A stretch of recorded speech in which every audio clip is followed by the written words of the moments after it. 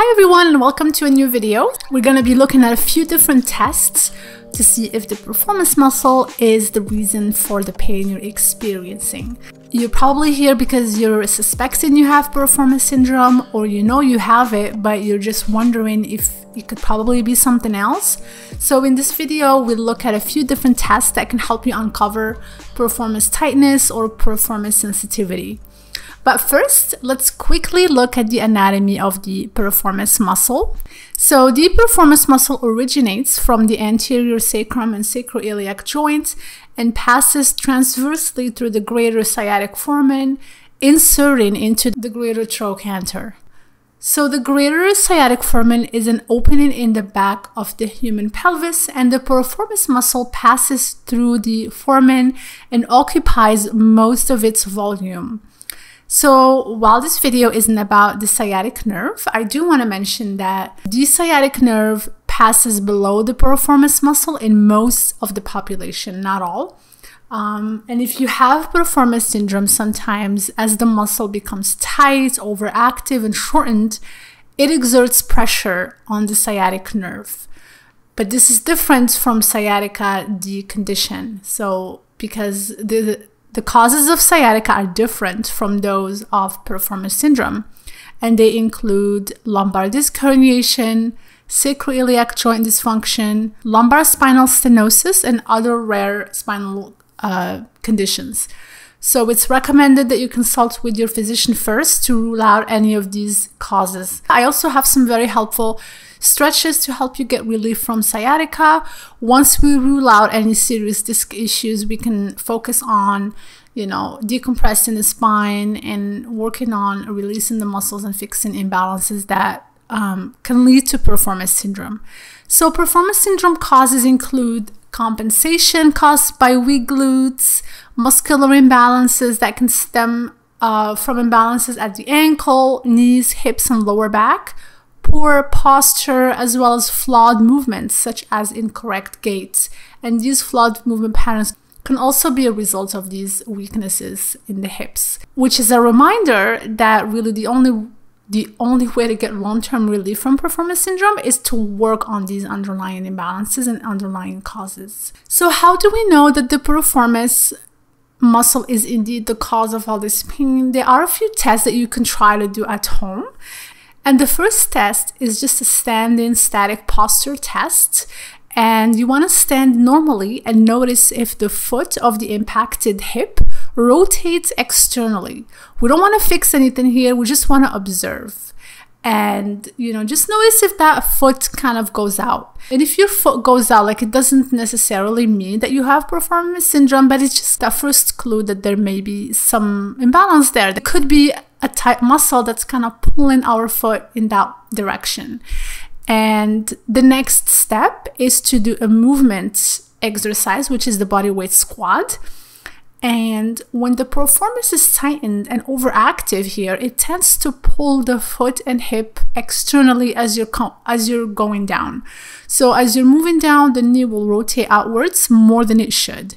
The knees should always be following the feet. But if you notice that your foot and knee is moving out, and when you're trying to do it right, it kind of restricts good form, this can be a sign of an overactive piriformis. So these first two tests are your first step into noticing if there is anything there that needs to be addressed. So there are two additional tests that I wanted to share with you. The first one is the FAIR test. And usually this one, usually a therapist will do this test if you're going for an assessment at a physiotherapist clinic, but there is a way to do it on your own at home. And I do want to mention that this test the goal of it is actually to trigger the piriformis and to see if there's any pain. So if you do experience pain, and it is expected, it is what the test is for. So it's not like you're doing anything wrong, but again, just go about it really slow. And instead of doing the whole thing at once, I want you to do one part at a time and then notice if each part of the test trigger any pain. Have a notebook with you to write down your observations. It's really important to do this as you progress through your recovery, because you always want to be retesting. The FAIR test stands for Flexion, Adduction, Internal Rotation. And there is a way to do it. Usually it's done when you're on your side. And there's also another way to do it on your back. And I want to show you both. And really this test, what it's doing is just testing the piriformis muscle, and it's kind of pushing it towards the opposite of what the muscle wants to do.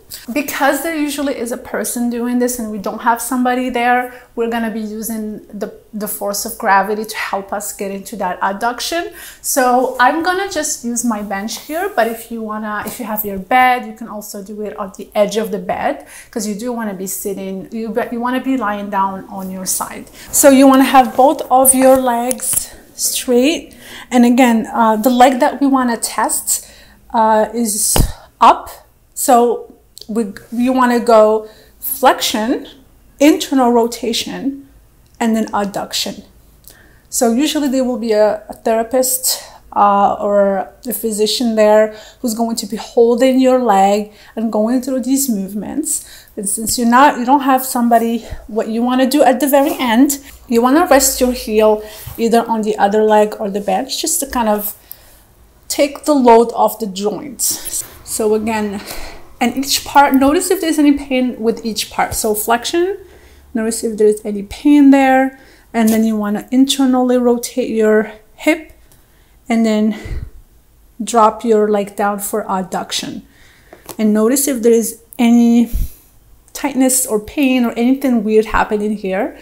Again, you can rest your foot on the bench just to kind of take the load of your hip and up again. If you don't notice anything the first time, I mean, just do it a couple times. You don't have to keep repeating the test.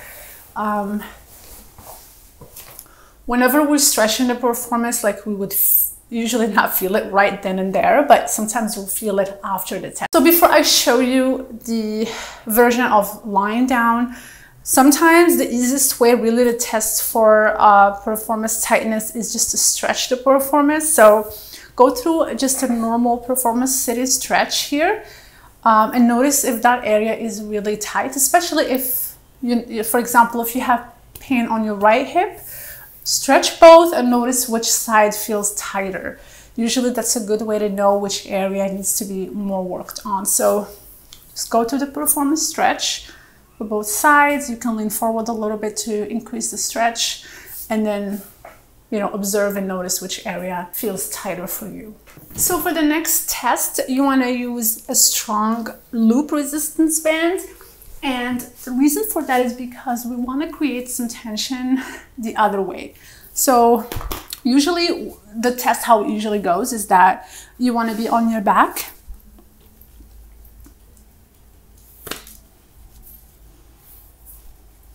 So usually you're going to be on your back, and then you're going to have the leg that you're trying to test flexed, and you will adduct the leg and then medially internally rotate. So you want to internally rotate your hip and then adduct. And what we want to do is exert force that's against that, and we want to resist that force by actually bringing your hip, by adducting your hip. So that force is going to be created by the resistance band. So you want to loop the resistance band. You want to anchor it to some weights. So again,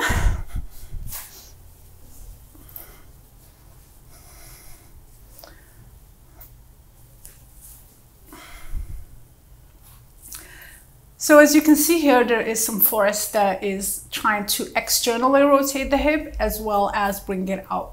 So what we want to do is actually adduct and medially internally rotate. So I'm going to try. And then notice if you're feeling anything on this side. If there's any weakness or any tightness, it's going to be exposed by just doing this. So as you're internally rotating and adducting, notice what's happening on the outer side of the hip and back again.